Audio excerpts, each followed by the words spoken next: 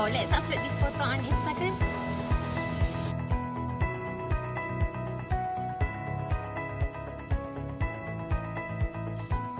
This is inappropriate.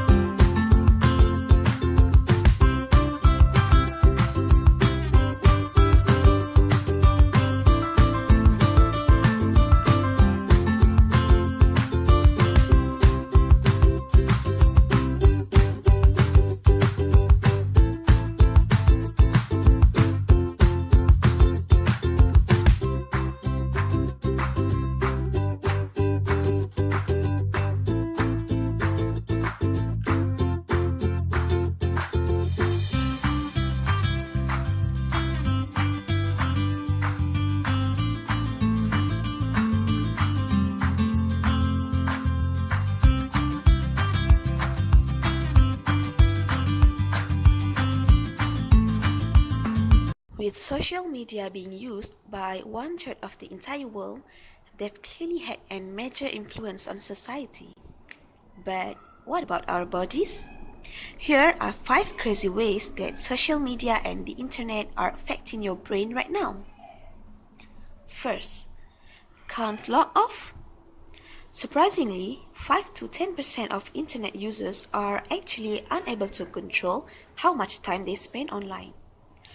Though it's a psychological addiction as opposed to a substance addiction, brain scans of these people actually show a similar impairment of regions that those with drug dependence have.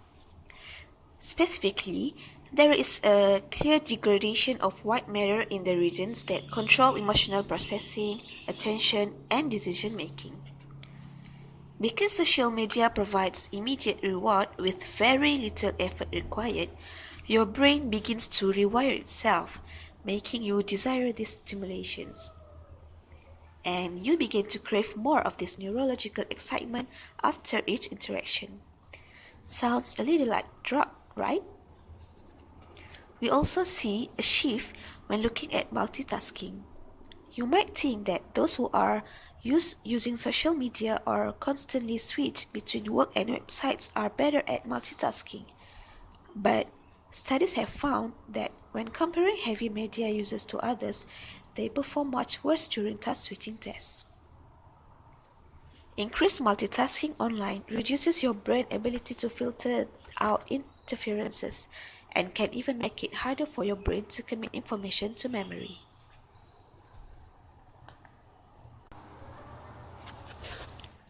like when your phone buzzes in the middle of productive work. Or wait, did it even buzz? Phantom vibration syndrome (PVS) is a relatively new psychological phenomenon where you think you felt your phone go off, but it didn't. In one study, 89% of test subjects say that they experience this at least once every 2 weeks. It would seem that our brains now perceive an itch as an actual vibration from our phone. As crazy as it seems, technology has begun to rewire our nervous system, and our brains are being triggered in a way they never have been before in history. Social network also triggers a release of dopamine, the feel-good chemical. Using MRI scans, scientists found that the reward centers in people's brain are much more active when they are talking about their own views, as opposed to listening to others. Not so surprising. Well, we all like talking about ourselves, right? But it turns out that while 30 to 40% of face-to-face conversation involve communicating our own experiences, around 80% of social media communication is self-involved. The same part of your brain related to orgasm, motivation, and love are stimulated by your social media use, and even more so when you know you have an audience. Our body is physiologically rewarding us for talking about ourselves online. But it's not also self-involved. In fact, studies on relationships have found that partners tend to like each other if they meet for the first time online rather than with a face-to-face interaction.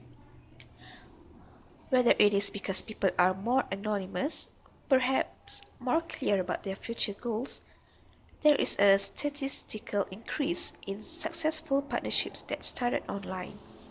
So, while the internet has changed our verbal communication with increased physical separation, perhaps the ones that matter most end up even closer.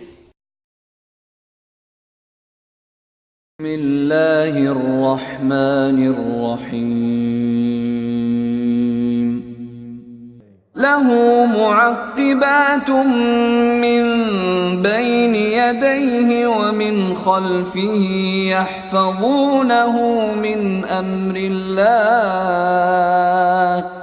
إن الله لا يغير ما بقوم حتى يغيروا ما بأنفسهم وإذا أراد الله بقوم سوءا فلا مرد له وما لهم من دونه من وال. For each one are successive angels before and behind him who protect him by the decree of Allah. Indeed, Allah will not change the condition of a people until they change what is in themselves. And when Allah intends for a people ill, there is no repelling it, and there is not for them besides Him any patience. We can conclude that we must try to change ourselves in order to become a better Muslim. In the aspect of using social media, we have to be wise in order to maintain our honor in nobility. How we can act online, identify ourselves, so we must be in our best behavior and be professional. This is because when communication lost its ethical guidelines and avoid social negative impact on the outlook of the person. The school of cannot regulate these issues, and therefore there is a need for moral regulation. So all of the internet users must have ethics in using social media.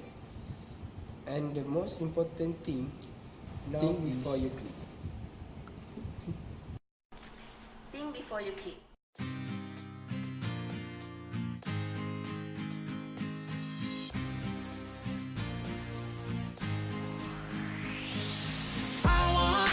Take a little trip somewhere